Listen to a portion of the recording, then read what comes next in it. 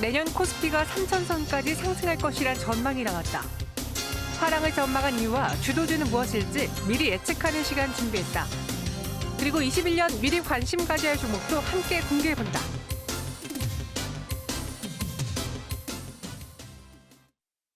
네, 와이드 경제 시간입니다. 지금 코스피가 2,600선을 3년 만에 탈환했고요. 여기에도 3,000선의 시대를 바라보는 증권사 리포트도 나왔습니다. 과연 우리 증시 계속된 우상향에 들어가게 될까요? 한번 알아보도록 하죠. 시우스코 박주근 대표와 함께 짚어보겠습니다. 어서 오세요. 네, 안녕하세요. 네, 안녕하세요. 네. 월요일장 강하게 올라가고 있고 네. 코스피가 대형주들의 그 힘에 입어서 2,600선 하락했는데 증권사에서도 지금 코스피 지수를 계속 높이고 있거든요. 네. 한번 저희가 2021년 코스피 지수 전망 지표부터 한번 살펴보고 이야기를 나눠볼게요. 네. 증권사에서 뭐 여러 가지 연말에 항상 내년을 기대하며 네. 예측치를 내놓는데요. 지금 2,250에서 2,800까지 보고 있는 메리츠증권, 또 BNK투자증권도 2,800까지 보고 있고 대부분 한 2,800선을 보고 있는데 SK증권이 2,900까지 열어놨고 네. 흥국증권은 3,000까지도 열어놓고 네. 있어요. 이 증권사들의 지수 전망에 대해서 대표님은 어떻게 보시는지요?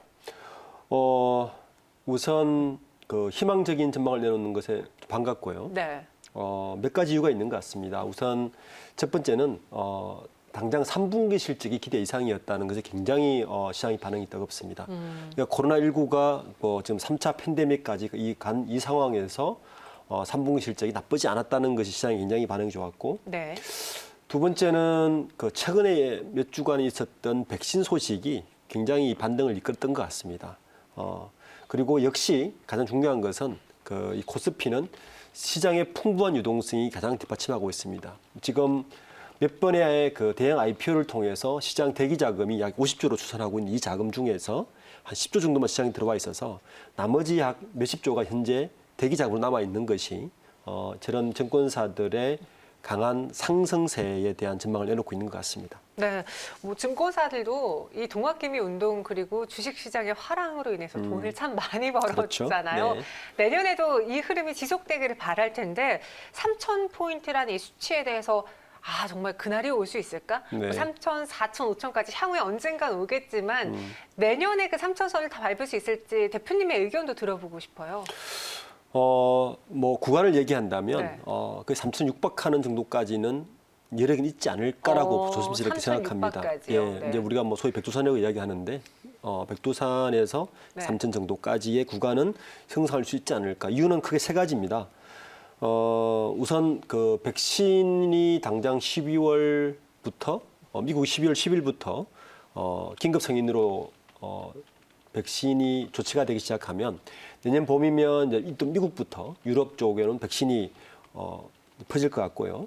그러니까 이에 대한 기대감이 우선 나올 것 같습니다. 네. 두 번째는 지금 그 미국의 여러 지수를 보면 그 신흥국에 대한 인덱스가 굉장히 좋아요. 네. 신흥국에 대한 기대감이 예상보다 괜찮다라는 게 하나가 있고, 이 신흥국이 좋다 보니까 그 바이든 대통령이 당선돼도 불구하고 네. 그 자금이 미국에 머물지 않고 신흥국으로 계속 유동을 하고 있다는 거죠. 그러니까 시장의 유동 자금이 지속적으로 공급을 하고 있다는 것에 있어서 3,000도 바라볼 수 있는 그런 그 자본시장만 보면 그런 네. 인프라가 있다는 것이죠. 네.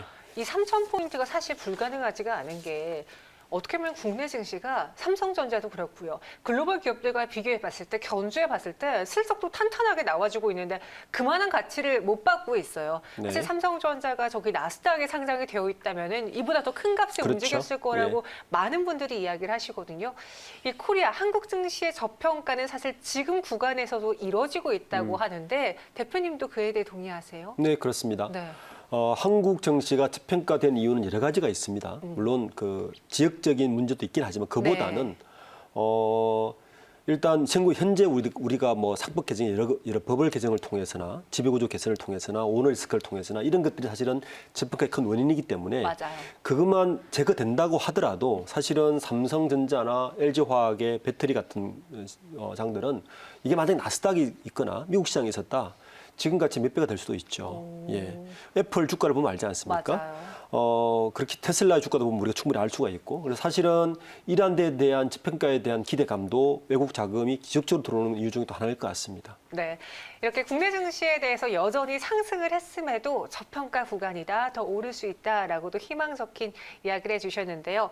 오늘 제가 빨간 원피스를 입었는데 제 의상 때문에 장대 양봉 패션으로 시장이 좋다라고 평가해 주신 분도 있어요. 이렇게 되면 제가 또 옷을 입을 때마다 부담스러워지거든요.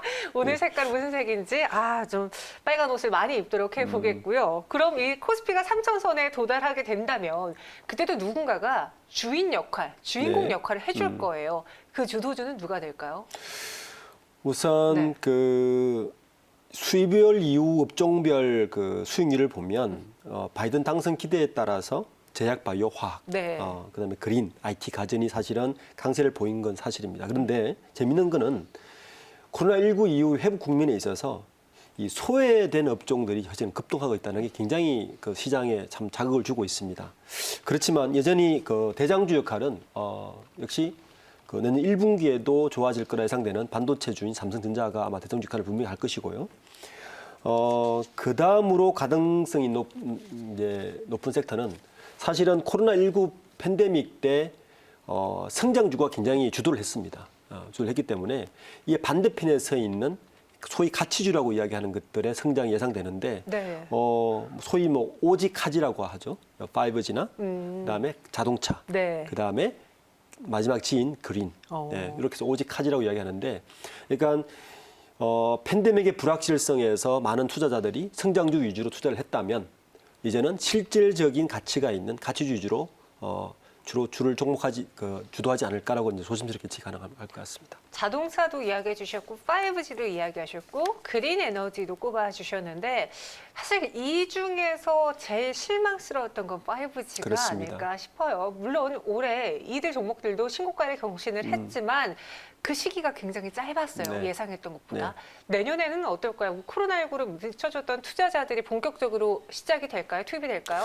저는 올 연초나 작년 연말에 5G에 대한 예측을 내놓은 제 기억을 되돌려 보면 네. 저는 그 당시에도 애플의 아이폰을 봐야 된다고 했습니다. 네. 그러니까 애플 아이폰이 5G를 내놓지 않는다면 그게 그 시장의 주도가 되지 않을 것이라 했는데 애플 5G가 이번에 12를 내놨습니다. 그리고 몇 가지 더 좋은 좀 시그널은 뭐냐면 사실 팬데믹 때문에 5G의 설비 투자가 굉장히 주춤한 게 사실입니다. 실제 주춤을 했고요. 근데 지금 현재 미국이 5G 투자를 본격적으로 하기 시작했습니다. 더 반가운 소식은 사실은 중국입니다. 중국을 보면 5G 인프라를 좀 지방 정부를 중심으로 하고 있는데 9월에 출시된 중국의 2,200만 대 정도의 스마트폰을 보면 그중에 64%가 5G 폰입니다. 네. 그 말은 그만큼 인프라 구축이 빨리 이루어질 것이다라고 되기 때문에 아마 이 소식 때문에 현재 국내 5G 주로 통신주, 그러니까 그 장비 업체들이 좀 굉장히 주가가 관심을 아마 받고 있을 것 같습니다. 이렇게 지금 저희가 3,000선 육박할 수 있다라고 너무 좋은 이야기만 했는데 항상 시장은 그래요. 공부를 열심히 해도 내가 정말 분석을 많이 해도 변수가 네, 나타나더라고요. 만약 우리 시장이 이런 예상치와 다르게 또 꺾이게 된다면 꺾이게 만드는 가장 큰 악재, 변수는 무엇일까요? 제가 초대에 말씀드렸지만 네. 이 시장을 주도하고 현재 주도하고 있는 것은 어떻게 보면 풍부한 유동성이 주입니다. 반대로 이야기하면 그 풍부한 유동성을 가로막는 게 사실 리스크입니다. 왜냐하면 코로나19를 겪은 많은 미국을 중심으로 한 많은 유럽 국가들이 재정 지출을 굉장히 확대시켰습니다. 그로 인해서 풍부한 유동성이 나와 있죠. 그런데 지금 3차 팬데믹이 일어나고 내년까지 갔을 때 그 정부의 재정 지출 확대 이력이 사실 제한적입니다. 이미 미국이 제한적으로 봐야 되죠.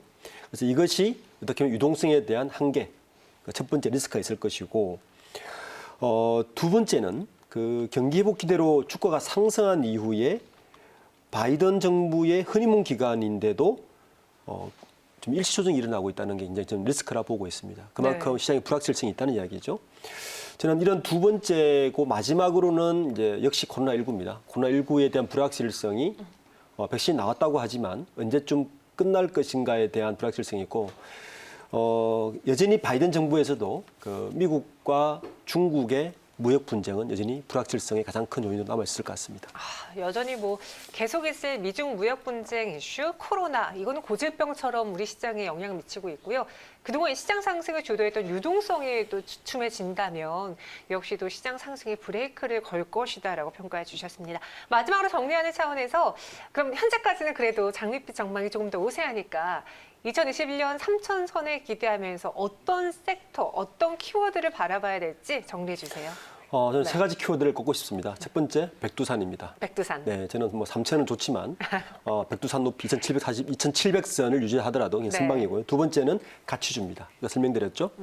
올해 코로나19 때문에 불확실성 때문에 이 성장주가 주도했다면 아마 가치주가 주도할 것이다. 마지막으로 신흥국입니다. 신흥국 시장을 봐야 되는 것이 현재 주가의 버팀목 그리고 향후 포텐셜을 얼마큼 지원해 줄 것인가에 대한 중요한 키워드일 것 같습니다. 그래서 이 세 가지를 이번에 키워드로 꼽았습니다. 백두산 해발 고도가 2,744m라고 합니다. 그래서 그 선까지 갈 수 있지 않을까 하는 그 키워드를 주셨고요. 가치주도 이야기해 주셨고 신흥국까지 키워드 꼽아 주셨어요. 여기서 대표님을 인사드리도록 하겠습니다. 오늘 자세한 말씀 고맙습니다. 네,